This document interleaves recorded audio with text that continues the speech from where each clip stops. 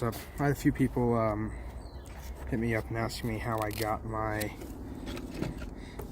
little gauge cover thing. So these are actually fairly expensive for what they are. They're just plastic, and they're $23 from O'Reilly's, or no, AutoZone.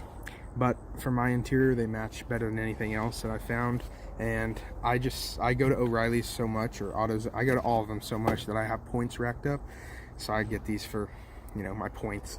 And because they match so well, I'm willing to spend the $23, which is a ridiculous price. But because it's cash back, right, I just say screw it.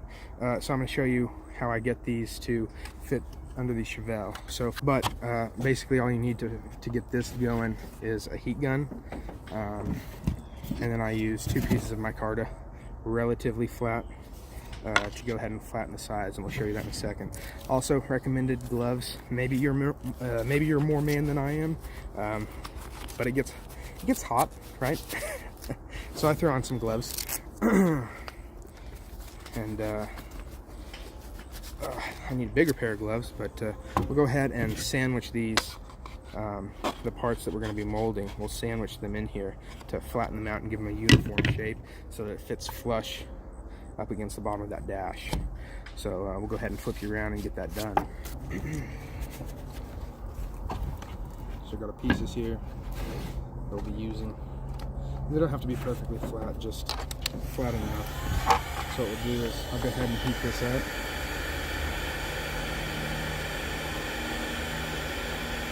This is a super fun process that I'm sure Riley definitely won't cut out, because it's so much fun to watch. And it does not take a lot of heat. You want to spread it out evenly, and you want to be a little careful with it, because you can burn this stuff. And this is textured, so if you burn it, you're going to get rid of that pattern that really we're trying to keep.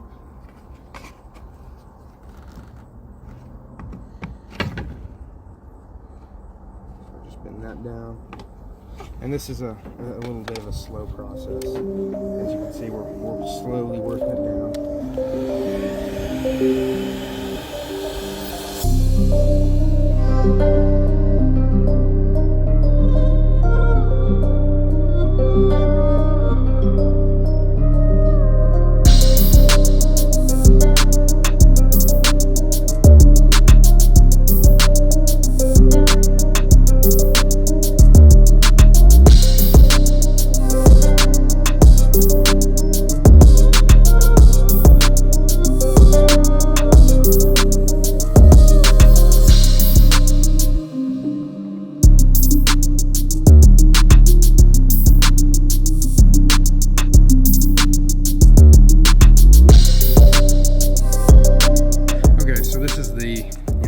Finished product. This front edge will get flattened out whenever we put our screws in there. It'll push it up a little bit, and that'll be all good to go.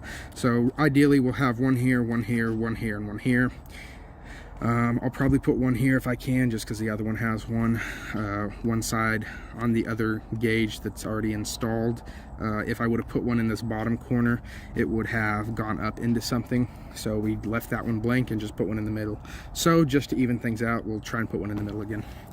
But this is what you're getting, and it looks, like I said, it matches my interior. It's got the same design, the same little pattern in here in the plastic.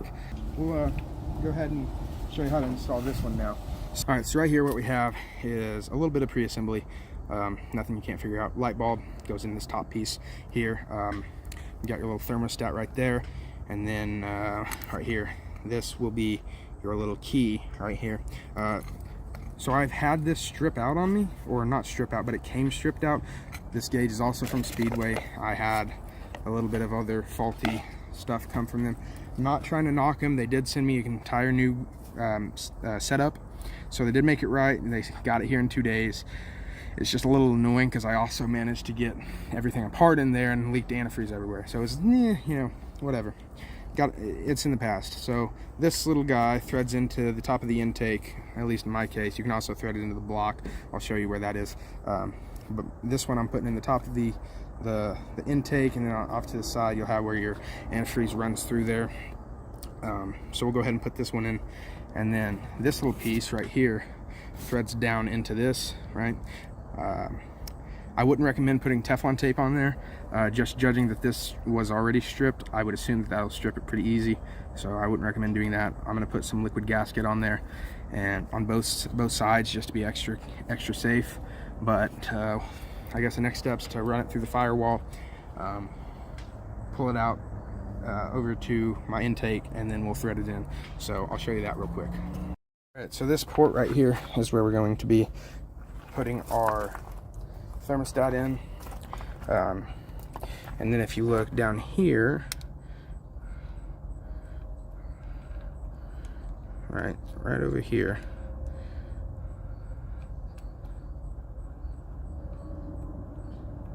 that little guy right there,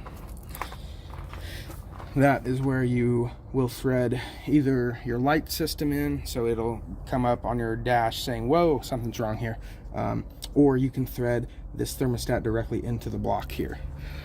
Either way works. I'd just rather keep my light and have a gauge. So the next step here is going to be threading this through the firewall. So me doing all that zooming in was for nothing. So then what we're going to be doing, and be careful with this little tube, it will crush, and that's not what you want. So be careful when you're unwinding it, be careful when you're maneuvering it. You want to be, rather gentle with your movements. It's not like a glass baby, but you definitely don't want to break it. So for me, that's going to come out right there. You see that little hole right there? That's where we're going to come out, which is perfect. It'll shoot right across here and then straight into our intake over here.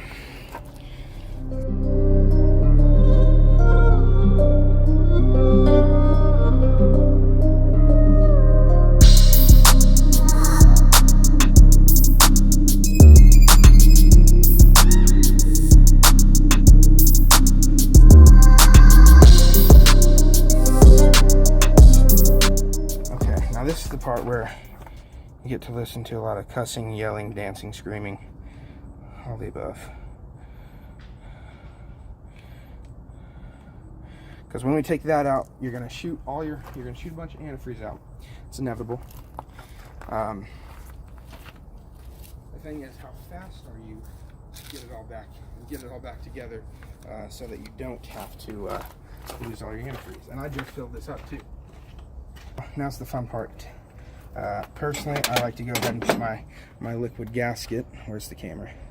There it is. I like to go ahead and put my liquid gasket on all this stuff first, just because it's one less step to be doing while you're leaking antifreeze everywhere. Start cranking on this, and hopefully we'll see how PG friendly I can keep it.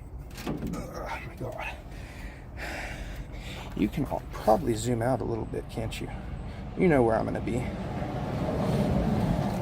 don't need me to tell you worth. I'll show you exactly. Okay.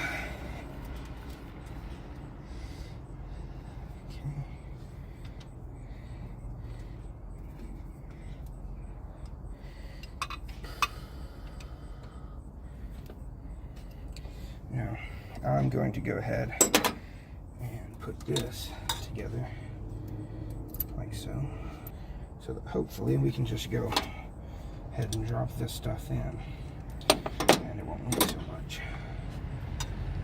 That is the hope, at least. Will it work? Probably not. Nothing ever goes my way. If you stick around long enough on this channel, you will start to see that. Starting to see a little bit of antifreeze.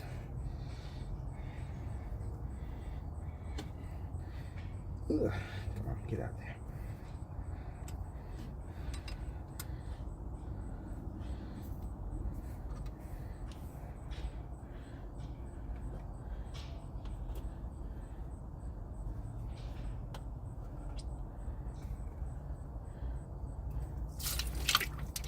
Yep, there she goes.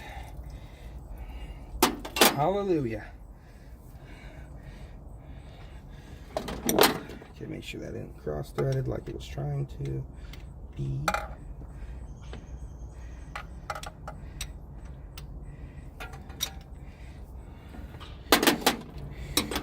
honest, that should be good. Yeah, we're gonna call that good. I don't think it needs any more than that. So now it'll be time to wrap up that tubing on the inside and mount the gauge. So now the process is going to be to wrap this cord up on this gauge here, stuff it under this dash, and keeping it out of the way without bending it or crinkling it is the big issue. You don't want to crimp it.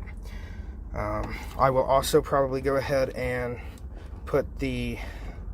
wire up that light. It's just a one circuit. It will go directly to my fuse box.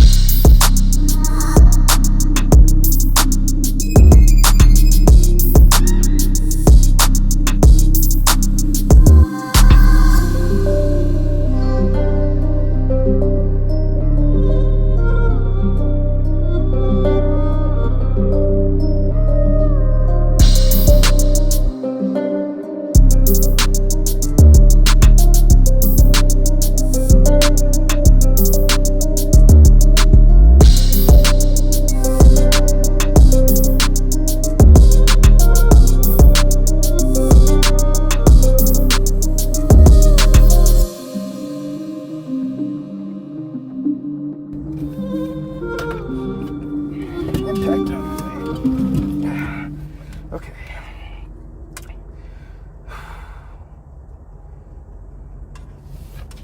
Huh. Well, time to redo this, I guess. I forgot to put that on there first. Okay, so realistically, didn't really hurt it any. Structurally, it won't do anything. It's just holding it, and it's going to be screwed together by all four corners.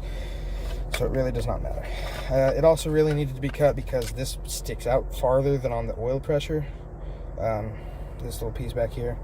So in order for that to fit in there, it was either going to have to be notched or cut. That holds it just fine. And then when it's up here, mounted just like so, you really won't be able to tell. So I just use these little self-tapping screws. They are plenty to get the job done.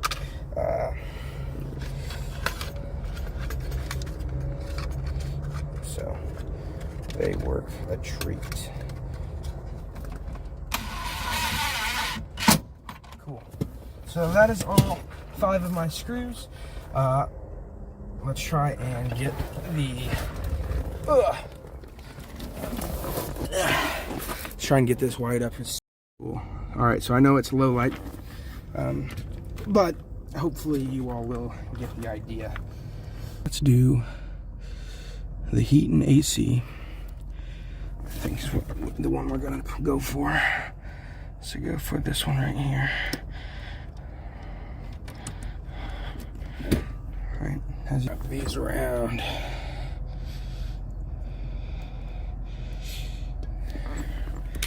And hope we don't blow anything up. Just gonna go blind for it.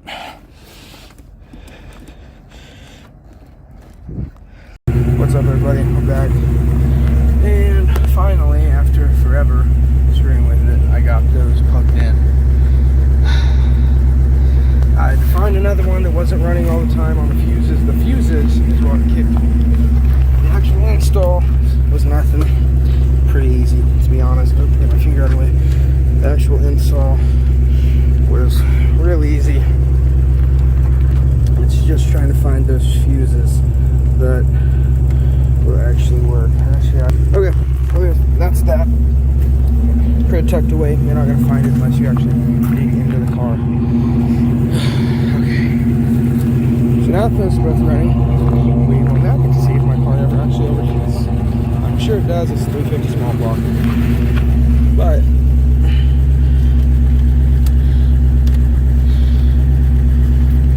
I didn't build it, so I don't really know.